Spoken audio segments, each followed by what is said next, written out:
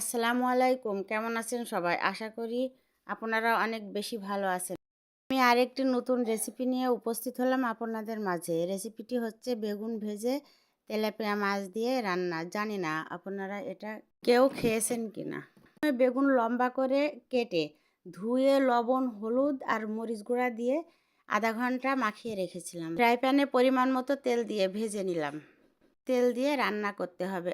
অল্প পরিমাণে সরিষার তেল ফ্রাই প্যানে দিয়ে অল্প কিছু পেঁয়াজ কুচি দিব। এবার কিছুক্ষণ ভেজে নিতে হবে, বেরেস্তা করব না। একটু নরম হলেই আমি এখানে 1 চা চামচ জিরার গুঁড়া, হাফ চা চামচ ধনিয়ার গুঁড়া, 1 চা চামচ সরিষার গুঁড়া, রসুন 2 কোয়া, পেঁয়াজ মিডিয়াম সাইজের একটা একসাথে বেটে রেখেছিলাম। সেটা দেওয়ার পরে স্বাদ মতো লবণ, একটু হলুদ, রাঁধুনি মরিচ গুঁড়া দিয়ে পানি দিয়ে একটু কষিয়ে মাছের মাথা দুইটা একটু পানি দিয়ে ঢেকে দিব। এগুলো ভালো করে মাখানো হয়ে গেছে, এবার ঢেকে দিলাম। এবার 5 মিনিট পরে এটা আলগা করে এবার একটু উল্টিয়ে দিতে হবে। এবার সব ভাজা মাছগুলো হয়ে গেছে। এবার ভাজা মাছগুলো সব সুন্দর করে আমি সাজিয়ে দিব।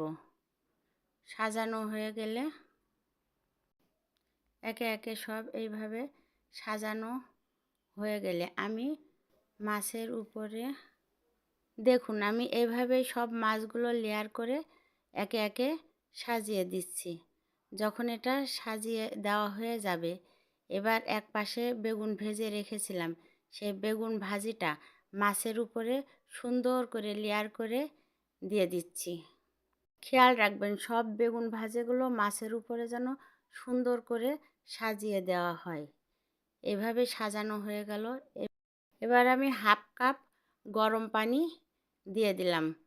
দেওয়ার পরে এবার একটা হালকা হাতে একটা মিশিয়ে নিতে হবে। এবার কয়েকটা কাঁচামরিচ দিয়ে একটু ফুটে গেলে চেখে দেখে কয়েকটা কাঁচামরিচ দিয়ে ঢেকে দিব।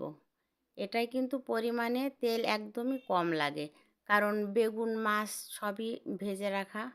ঝাল আপনারা যে যতটুকু খাবেন ঠিক সেই পরিমাণেই দিবেন। এবার একটু আলগা করে উল্টিয়ে পাল্টিয়ে দিব হালকা করে, যাতে বেগুনগুলো ভেঙে না যায়। আর একটু ঢেকে দিব। 7 মিনিট পরে এটা আবার আলগা করে দেখব।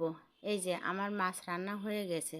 এটা কিন্তু খুবই লোভনীয় আর সুস্বাদু। আপনারা অবশ্যই বাসায় ট্রাই করবেন এবং জানাবেন। আরও নতুন নতুন ভিডিও পেতে আমার সাথেই থাকুন, সাবস্ক্রাইব করে পাশে থাকুন। আল্লাহ হাফেজ।